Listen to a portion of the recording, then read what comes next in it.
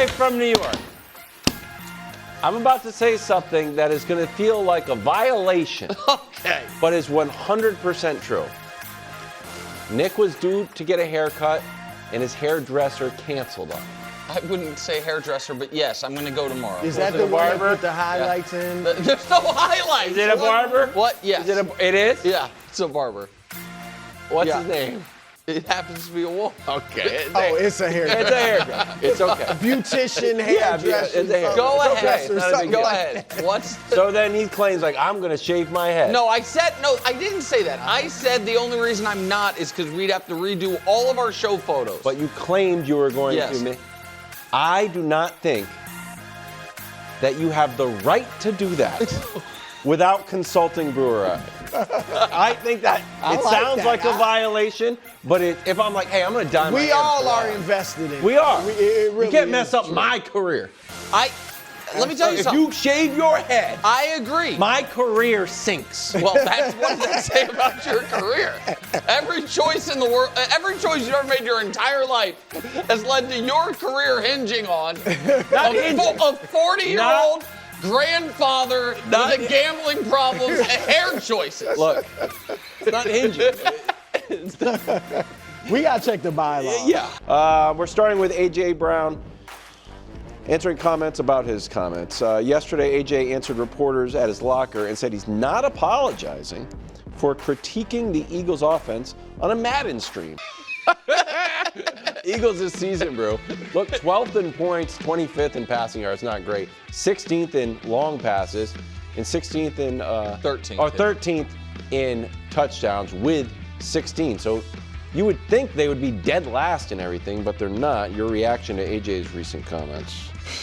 Do you guys remember the Jerry Springer show? Of course. Maury Povich, things like that. Yeah. Right? And they would always have Ricky Lake, whatever. They'd have these couples go on the show and talk about what they don't like about each other, what the other one has to do then better. The furniture starts moving. Right. And I would sit there, not that I watched them a lot, but when I'd catch one, I'd be like, no, I mean, seriously, I wasn't like watching a lot. I was covering the NBA at that time. Oh, sure. But afternoon games. No, but I would just be like, if you really wanted to fix your relationship, you would go. The last thing you do is go on national TV and air your dirty laundry about each other. He did this, she did that. I mean, you want attention. That's what I'd say. If you really want to fix the relationship, you talk to each other privately, you go get counseling privately or whatever it is. Good point. And that's what the situation is here. I do think AJ wants to win, wants the ball. I got no problem with him wanting to shine because I think he's a Hall of Fame caliber receiver. So I get him wanting to put up those numbers, but this is immature. The only way this is passable to me is if he's going to Jalen. If he's done everything private. Yeah, trying to talk to Sirianni, and they're ignoring him, not putting him in the game. Yeah, whatever, AJ, and he has no recourse. But you know what? I got to go nuclear and say it. But I don't think that's the case. He even said that's not the case. I watched the whole interview. He said it's constant communication with him and Sirianni, the OC, Jalen. He didn't even blame Jalen. Like a reporter actually gave him an opportunity. I don't even think it was a gotcha thing, but he was like, we see a lot of videos where you're open and Jalen's not throwing it to you, throwing it elsewhere. You think he's not. He's like, no, it's because you can't tell from one still shot. He's got reads and he's under pressure and things like that. So he didn't take a shot, but this is just not the way you settle it. And I'm starting to believe that AJ, and again, I got no problem with him wanting to cook and put up great individual numbers. I'm starting to wonder if he looks at his numbers like, I got two catches. I got 4 catches for 50 yards. And he's embarrassed.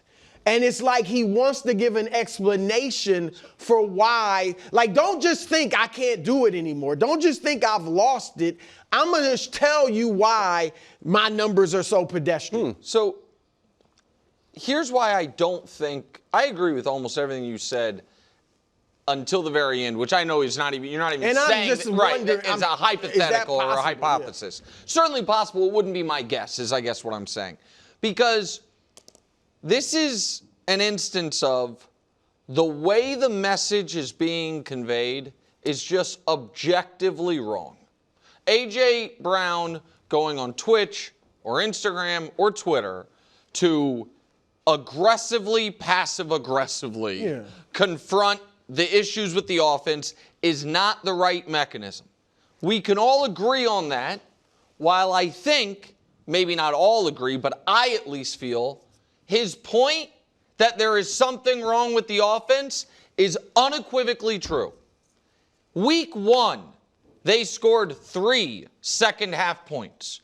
Week 2, they scored on offense 3 second-half points. Week 3 against the Rams, they're down 26-7 before they kick it into gear. Week 5, they have 0 points the final 28 minutes against the Broncos. Week 6, they have 0 second-half points against the Giants. They then briefly, I think it was the Vikings, and then who'd they blow out? Oh, the Giants when they played them again. Yeah, 38. Right, it looked good. Because remember, go ahead. And then week 10, after it's like, oh, maybe we're on the right track now after a bye and 2 good games, 0 first-half points against Green Bay. You cannot have the most expensive offense in the history of the NFL, which they do, that's healthy for the most part, that has guys in the primes of their career for the most part, and lead the league in 3 and outs, as they do, amongst these other teams, all of whom, if we're being honest, have massive quarterback questions, which we don't think Philly has, and be 4th most in the NFL on drives that end in a punt, again, surrounded by teams. That's a crazy one. With massive quarterback questions. There is something wrong with the offense. So his point, I think, is correct. The way he's making it is pretty immature and ridiculous. That's the point I would make. Can I quit? And I agree with you that the offense does need to improve. However, you pointed out halves. Yes. I mean, Green Bay was a full game, 10 points. But they scored 33 against the Rams, who are a Super Bowl contender. They scored 31 against Tampa Bay. It was odd because it was their great one half, they're poor the next. But they scored 38 against the Giants, who, have some defensive talent. I mean, they've put up points 28 against another. I think it was the Vikings. I forget the 28 point 28 game against the Vikings. So I agree that he makes good points. Look, you're idiotic if you don't try to get the ball to A.J. Brown. But I think they're trying, and I don't think they're going out of there. We got a great receiver, just like we got Devontae. And they're not ignoring him. He's certainly in the game plan. But Jalen, because of reads or whatever it is finding other guys. And they don't throw a lot as it is. Yeah, but when he first got, and I think the other thing that frustrates him, and then I'll let you go, KW, I'm sorry. When he first got there, he set the NFL record for most games in a row with 125 yards with Jalen. And he was all pro because of his numbers and Jalen and the connection. And now when you look at A.J. Brown's season-long stats, and it's more, I think, impactful, the ranks. A.J. Brown's not in the top 40 in anything. He's not in the top 50 in catches.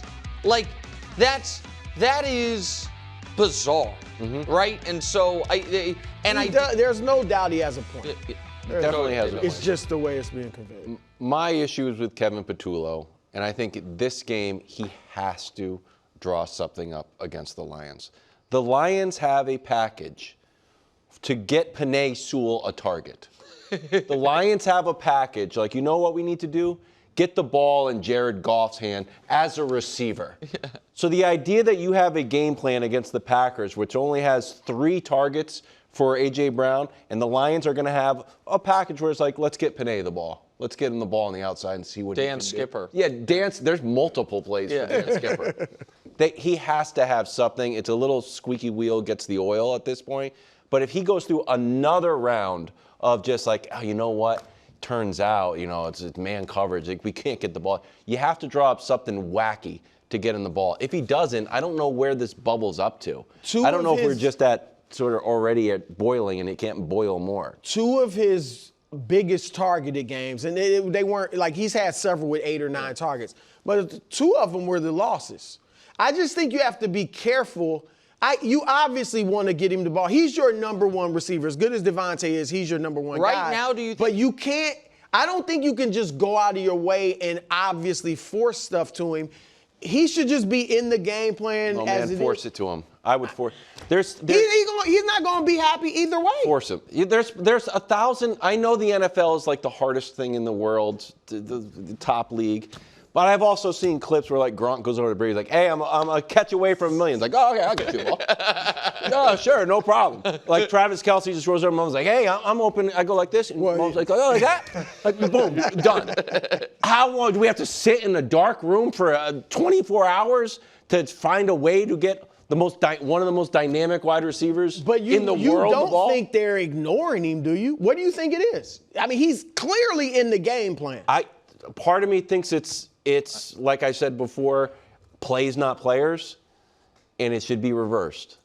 I think they have been way too careful. Well, that's I Sirianni's think that going crazy with the turnovers. which is the turnovers. That's coach's view of don't let Jalen throw. Right, and they have been. You see it in the stat that I brought up the other day that they run the ball on 3rd and long more than any team this century. You see it in. I think we all can agree. This is not a shot at your guy. But Jalen Hurts' current touchdown to turnover mark, which you guys showed us the list he's on, that doesn't really line up to the caliber of play Jalen Hurts has had this year. But it is the turnover stat, right? Right. It's just he has a bunch of touchdowns and some of them rushing, but still they count and it's not turning the ball over at all. And I'm not saying they are doing that to boost Jalen's stats. I'm saying that stat is a result of what is if it is not an absolute dire situation, if it's not wide open, don't throw the ball. Yeah. And I think that is. I think let him air it out a little. Right. I mean, you can't have all of these halves of football without scoring. And at AJ's point, but they won most of those. I mean, no, I know the Broncos game was a disaster. No, they're 7-2. But I think in a single elimination sport, it is very risky to go into it without having real reps of the offense being explosive, as you know it has the personnel to be. Yeah. And with right now is A.J. Brown the most talented player on the offense? Yes. On the whole offense, right? Yeah, I mean, Saquon. I mean, but the talent, Saquon. Is Saquon right? Is A.J. Brown arguably the best player on their offense? Certainly, arguably. He can't be 50th in the league and everything. We should dig into a little bit, but Sirianni has been talking about limiting turnovers. Much. He's like a money ball, like he's figured out some sort of wrinkle in the statistics. Yeah, I mean, this is limiting. Look, he won the Super Bowl. He wins, and he wins Super Bowl. And it took the genius of Sirianni to be like, you know what? In the NFL, when teams win the turnover battle, they win the game. I mean, that's all right, Patrick Mahomes preparing for the Broncos and thanking the Bills. After the Chiefs lost to Buffalo, a few Bills players revealed some flaws in the KC offense that Mahomes thanked them for. Chiefs this season, weeks 1 through 3, 20 points. Free tackle that turned the tide. Yes, I didn't do it. This was just I'm not saying tackle turn the tide is dead, but this is independent of that. Well, this proves it. Weeks 4 through 8, 4 through 15. Post tackle that turned the tide. It was week 9. Well, week 9 Buffalo. Listen, even the tackle that turned the tide can't overcome another team's Super Bowl. Everybody knows that. I didn't know the carve-outs. Do we expect the Chiefs offense to look good in Denver? Maybe not. Certainly not look great. This is not a Patrick Mahomes go crazy type of game. This is actually, I think, a very similar game plan to the one I encouraged against Jacksonville, which, by the way, the offense did end up scoring a lot of points, and it would have worked, but Patrick made a huge mistake. Say it again? For both teams. Yeah, I mean, I would have gotten there, but thanks, KW. Quick throws and no mistakes. Yeah. And I think 21 points wins and covers. And I know the Chiefs don't care about the cover. This guy coming off another 1-2 week cares about the cover. Because I don't think Denver's going to crack 17 against this defense. And so, I mean, 17 That's would, fair. given how, because it's not just Andy Reid off a bye, it's also Steve Spagnuolo. And I think that it is, we all, we had the conversation yesterday, what does a Chiefs loss, if they lose, what does it mean? Who's there more pressure on? And while a loss would be regular season-wise devastating, I don't think any of us would come on here Monday and be like, Chiefs aren't going to make the playoffs if they lose. No, they still have a high percentage. You checked the athletic playoff predictor? Good. I think even if they win, but Patrick Mahomes gets a high ankle sprain in this game because he gets hit 11 times, all of us would come on and say they certainly can, maybe likely will. I think that Josh Simmons' first game back in a month, Jawan Taylor off an injury, the best pass rush potentially in NFL history.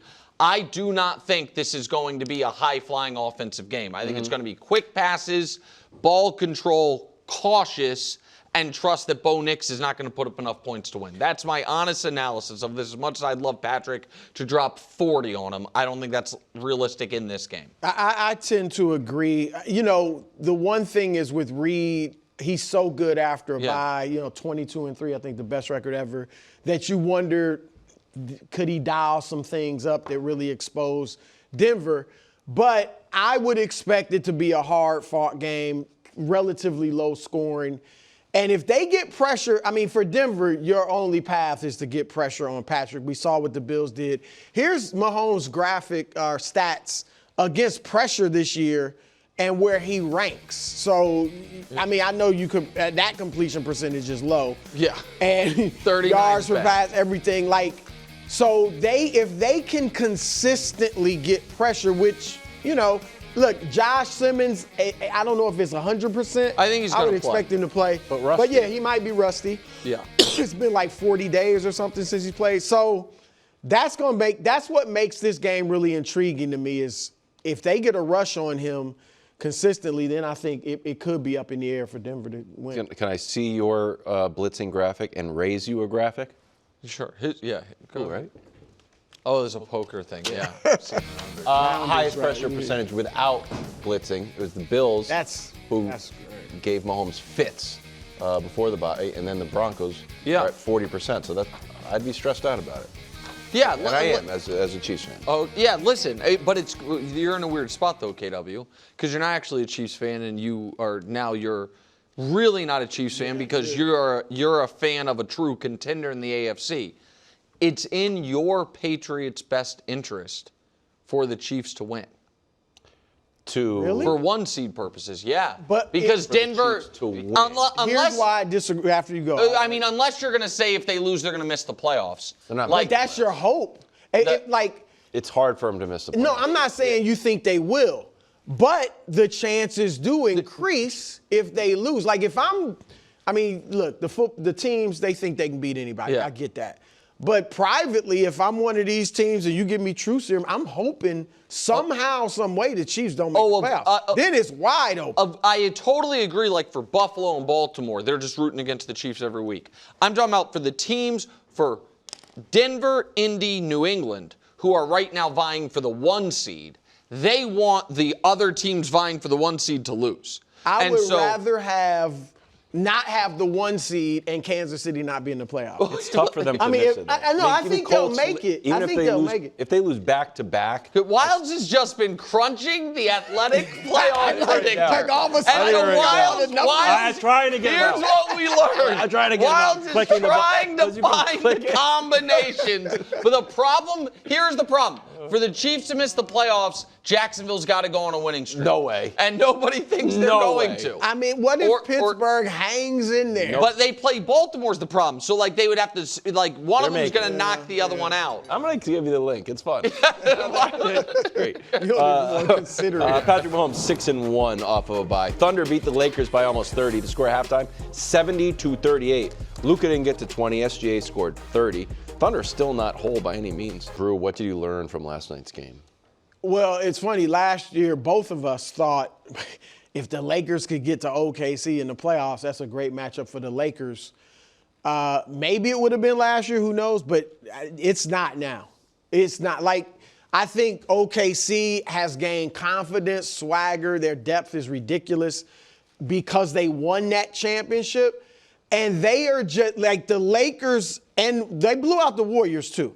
I think those two teams, the Lakers and Warriors, they're too old to, like, when you have a young, uber athletic team that is smart, which OKC is, and plays smart basketball, they're physical as well. That's just too much, I think, for the Lakers. Even when LeBron gets back, I just think they won't be a good matchup. The Thunder did not have Jalen Williams, their second best player, or Lou Dort. And they still had about 6 wonderful defenders out there. They are too aggressive and strong, physical, quick, and athletic for a team like, because the Lakers aren't an athletic team, particularly without LeBron, but that's just not a good matchup for them. So I just don't. I think the Lakers will be they are a good team. They will be a good team. They're going to be a fairly high playoff seed in the West, but they can't match up with the Thunder. And the Thunder, Nick, they are just, they are running through the league.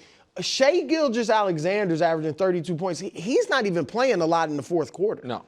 Like, a lot of these games, he's sitting out almost the whole fourth quarter. So, and we said the depth, it's just incredible what they're doing. And confession, I didn't expect the Lakers to win. Mm-hmm. So I'm kind of glad they got blown out, because maybe we can put at least a little bit of rest to what Wildes was flirting with, and other people. You were flirting with it, and other people were outright, not just sliding a drink across the bar, but writing their room number on a napkin and asking the bartender hand it to them. The take of, maybe the Lakers might just be better off without LeBron. They're rolling so well. I had to argue with Colin about it. I argued you off of it mid-segment. yes, I didn't even say it. But you were flirting with it. And so, obviously, just like as good as the Thunder are, they'll be better when they add their second-best player coming off an All-NBA season. The Lakers, when they add their second-best player coming off an All-NBA season, will also be better. I have 2 major takeaways. One is for the West. Everyone's just got to fight for the 2 and the 3 seed. And then hope, you hope that the long last season plus another multiple rounds of playoffs catches up to OKC. But they're so But deep. I know. They're so deep. Too. They're And so they're not young. playing They're a lot so of deep. minutes. I know. But I don't want to say it's over. Yeah. But it's just and so you just want to play them as late as possible. So I just think there's a huge difference. It actually puts a bigger importance on the regular season in the West this year for contenders than usual. Like, the difference between being the 3 seed and the 4 seed is massive to me, because you avoid OKC longer. That's the first thing. Second thing is this. OKC right now on our friends DraftKings are 18-1. 18-1 to break the Warriors' wins record, and they're plus 350 to win 70. I think there's a decent value on both of them. Wow. And their projected win total right now, even money either side, is 65.5. I'll go ahead and go with the over on that. Because the thing is, even if they have the number 1 seed clinched and they are resting guys, because they're so deep, they can win games without their best players. They're really good. They're really, really, really good. Brock Purdy, looking good.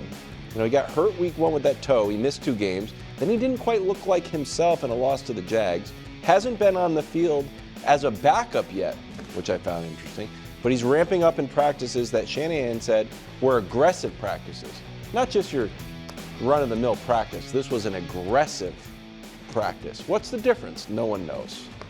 Brew, is it a good idea to start Purdy against Arizona? I'm not afraid to admit that I'm scared. What a day. Not because of Purdy, Mac, or even you guys. Because of Wild's response to this. This let me know. God forbid I have a week off. I'm sick, whatever. 5 days, 5 shows I missed. That's the equivalent of what Mac Jones doing essentially. Well, I don't know if that's true. A Vinny Good. 240 Okay, I'm off shows. 2 weeks. Okay. And a Vinny Goodwill or somebody comes in Vinny. and fills in for me, coach, and he does a solid job. This guy will want me out. I mean, hey, do we need Brew? Vinny was fine. Not fine.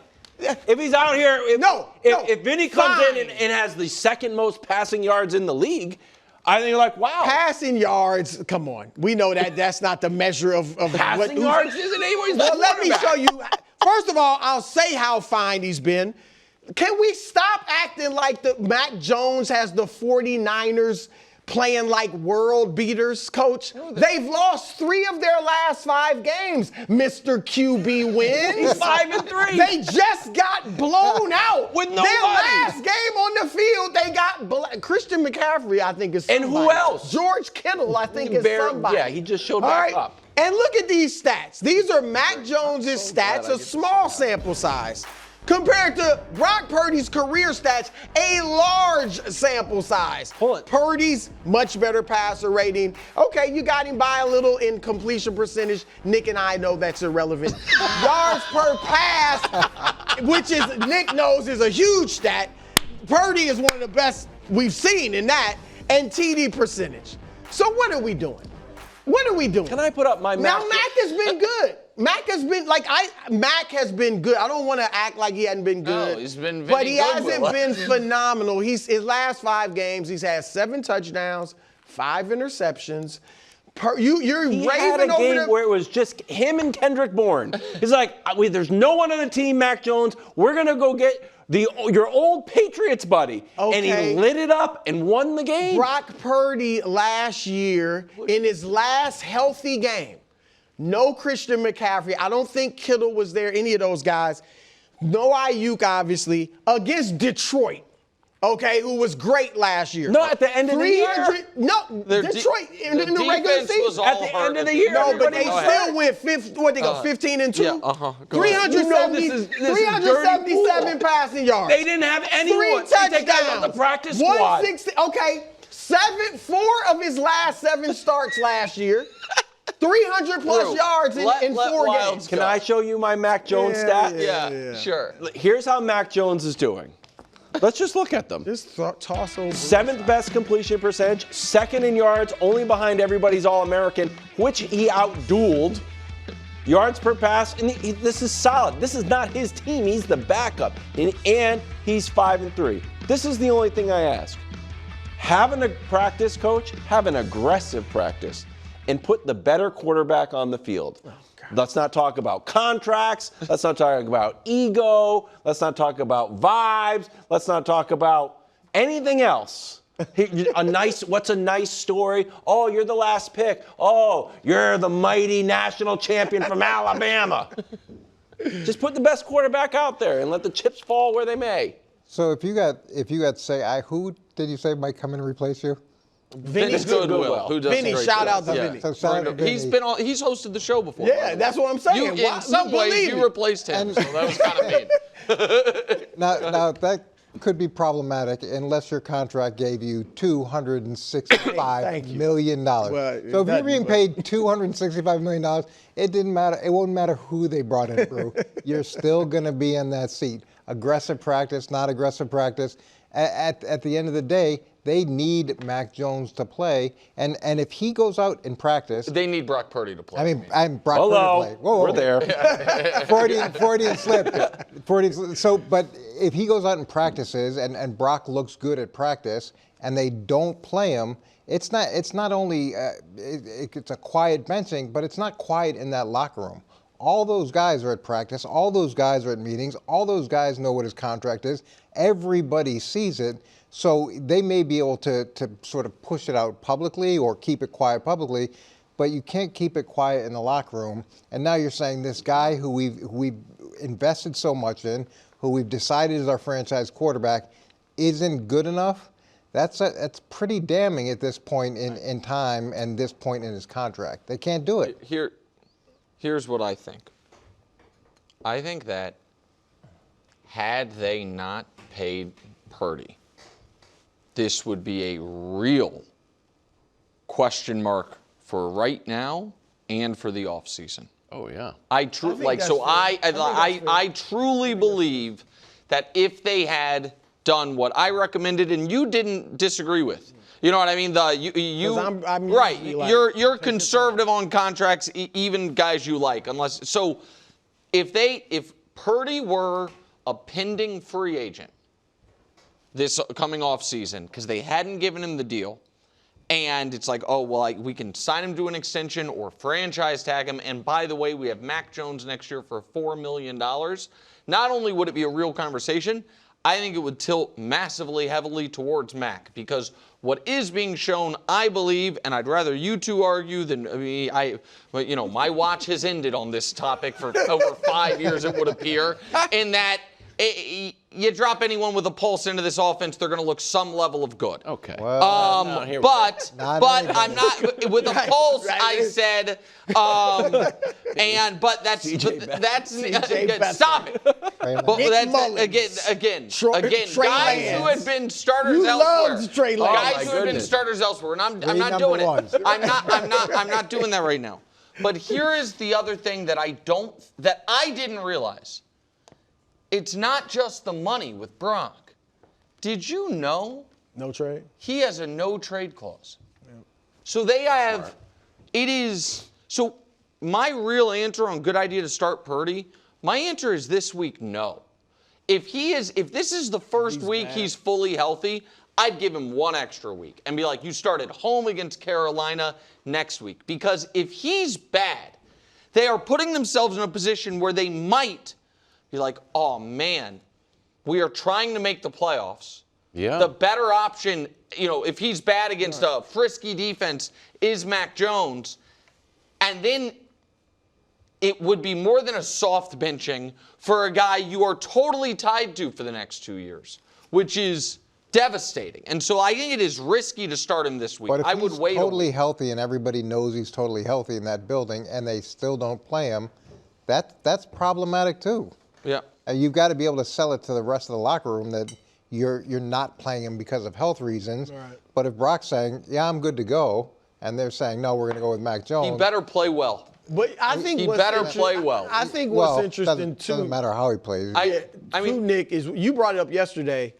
I mean, we disagreed over this last year, his injury history. Yep. But now he has been injured several times. Because there were two injuries in week one. It was his shoulder and his toe. Yeah, like do you keep Mac Jones for a backup? That's the thing. Because if Purdy gets hurt. Yeah. And I wonder what I can't believe we're having this conversation, but I wonder what Mac Jones' trade value is over the summer.